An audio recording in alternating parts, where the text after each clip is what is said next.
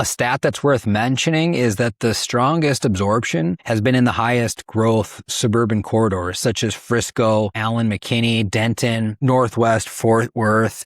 And together, these four submarkets, they accounted for roughly half of all metro-wide demand over the past year, and rent growth is still under pressure.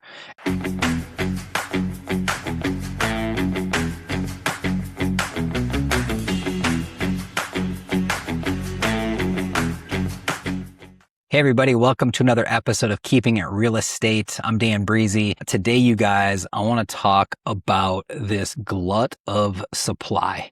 And it's basically a multifamily market update for you guys.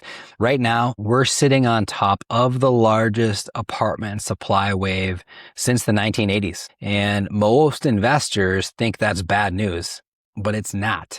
It's the setup right now. So today, I want to walk you through exactly what's happening in the Dallas-Fort Worth Metroplex, what we're seeing in Nashville, and what it means nationally, because the data is telling a very different story than the headlines.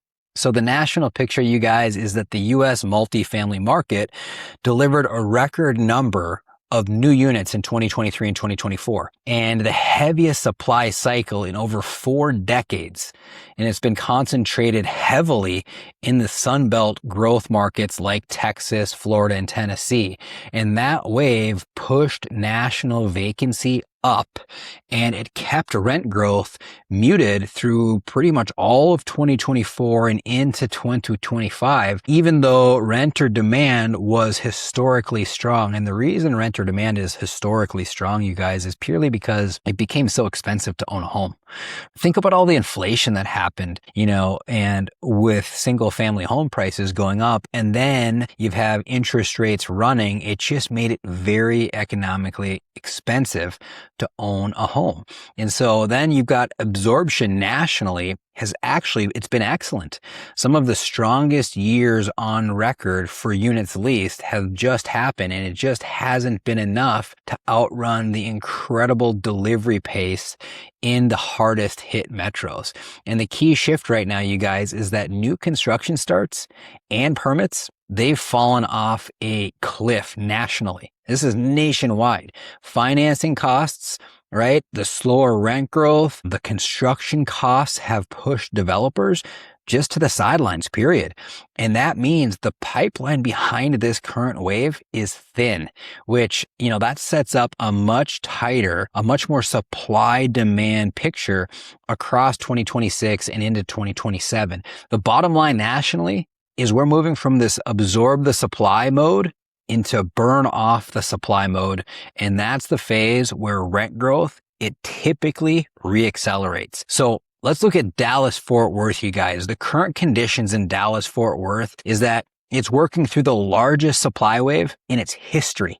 Let that settle in for a second. But keep in mind that demand has strengthened meaningfully through mid-2026. Vacancy has begun compressing already. It's down 60 basis points last quarter, though it's still elevated at 11.6%. Absorption is strongest in high growth suburb corridors. A stat that's worth mentioning is that the strongest absorption has been in the highest growth suburban corridors, such as Frisco, Allen, McKinney, Denton, Northwest, Fort Worth. And together, these four submarkets, they accounted for roughly half of all metro-wide demand over the past year, and rent growth is still under pressure. Asking rents are down 1.1% year over year, and concessions, they remain widespread. And that's exactly what we're seeing in our portfolio right now. There's still a lot of concessions out there. Rent is not on the increase heavily yet, and we think that's about to change here over the next 2 years. Roughly, though, 63% of properties are currently offering specials. Typically 6 to 8 weeks free. Can you imagine that? 6 to 8 weeks, that's 2 months free, with some outlying northern suburbs pushing up to 12 weeks free to fill units. That is not good. The real tailwind is that new deliveries are down 25% year over year and are projected to hit a decade low next year. As that pipeline tapers, vacancy should keep tightening through late 2026, with rent growth expected to turn positive in 2027. On the operating side, owners are still absorbing rising insurance costs. They got rising payroll costs and maintenance costs, and that pressure hasn't gone away. One structural positive, you've got this renter retention that's running about 50% as these elevated home prices and mortgage rates, like I just mentioned, they keep more households renting longer instead of buying. So overall, DFW is progressing toward balance. It's heading towards a healthy demand and easing supply and fundamentals that should gradually strengthen as the lease-up backlogs eventually fully clear. Looking at Nashville, current conditions. So Nashville saw one of the most concentrated supply waves in the country, heavily weighted toward the urban core. You've got the Gulch, Sobro, the Nations, and Wedgwood, Houston, where a wave of Class A lease-up hit simultaneously. And then you've got vacancy in the urban core. It has been elevated broadly in a similar range to DFW, while suburban submarkets have held up noticeably better. Rent growth has been flat to slightly negative over the past year in the hardest hit submarkets, with concessions common in newly delivered lease-up properties. Suburban and secondary submarkets, like Franklin, Murfreesboro, and Spring Hill, they are outperforming the urban core, really benefiting from steadier job growth and less direct new supply competition. But like DFW, Nashville's construction pipeline, it peaked in 2023 and 2024, and it's now tapering meaningfully heading into 2026 and 2027. Nashville's underlying demand story just remains very strong. Continued corporate relocations, healthcare, tech job growth, and steady in-migration continue to support the long-term absorption. The net takeaway is that Nashville, it's on a similar timeline to DFW.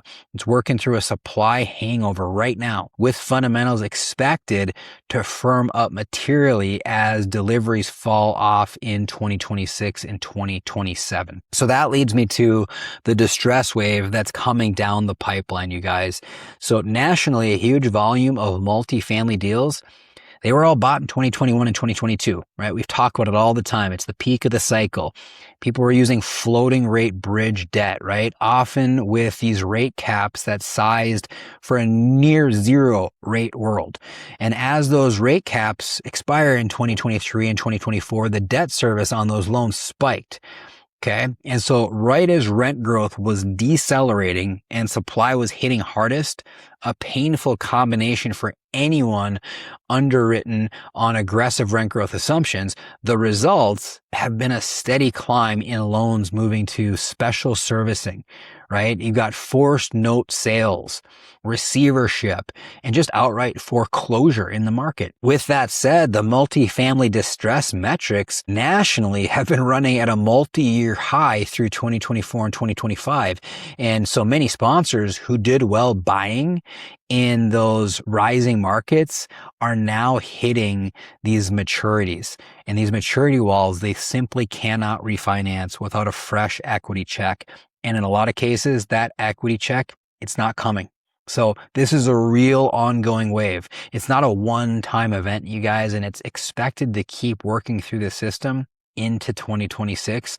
And remaining rate caps and loan extensions, they're going to continue to run out. So looking at Dallas-Fort Worth, you guys, so Texas broadly and DFW specifically has been one of the epicenters of this bridge debt distress, simply because of the sheer volume of 2021 and 2022 vintage deals and the size of the supply wave that suppressed the NOI growth, that was really needed to cover rising debt service. So we're seeing a growing number of DFW multifamily assets going back to lenders right now. We're seeing that through foreclosures, for sales. It's concentrated in properties bought at peak pricing on rent growth assumptions that just never materialized. A meaningful share of these properties, they're simply underwater relative to their original loan basis, because as cap rate expansion and softer rents have pushed current values below what's owed.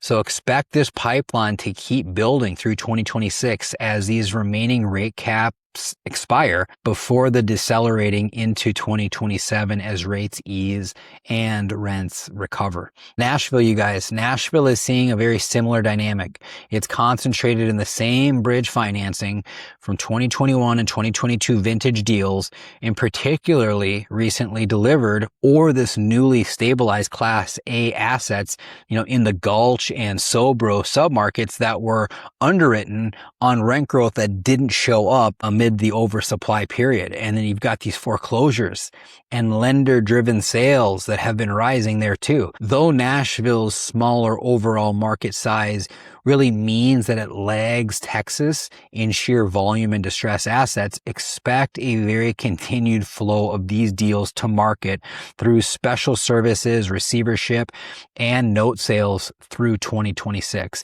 And this is why it all matters, you guys. I'm going to bring it all together. This is a generational buying window for well-capitalized, disciplined buyers. Distressed sellers and lenders are optimized for speed and certainty of close, not top dollar. It is not like it was from 2016 through 2021. At the end of the day, the only thing that mattered then was top dollar and committing to close. So that favors groups like ours with committed capital and no financing contingency risk. We can acquire at a basis meaningfully below, what the replacement cost is, and where these same assets traded in 2021 and 2022, we're locking in a lower cost basis as the supply tapers and the fundamentals inflect positive into 2027. So the distress wave and the tapering supply pipeline are converging at the same time, and we're buying at the trough on the debt side and the operating fundamental side simultaneously. This is exactly why we're staying aggressive on acquisitions right now, while a lot of capital is still sitting on the sidelines. What this means for us, you guys, long term, both DFW and Nashville are Sunbelt growth markets, and they're absorbing the same national story: heavy near-term supply, but a rapidly thinning pipeline behind it. This is the exact kind of setup we look for, acquiring or holding assets through the trough of a supply cycle, positioned to benefit as rent growth re-escalates on the other side. The next 12 to 18 months should reward patient capital. Owners who can operate through elevated concessions now are set up well for the recovery in 2027. We're watching submarket level absorption closely because that's where the recovery shows up first, well before it shows up in the metro-wide averages. So that's the state of the play, you guys. DFW and Nashville both working through the tail end of a historic supply cycle, with the data pointing toward tightening conditions and a return to rent growth in 2027. If you'd like a deeper breakdown by submarket or asset class, I'm happy to provide it. Thanks for listening. We'll see you on the next episode.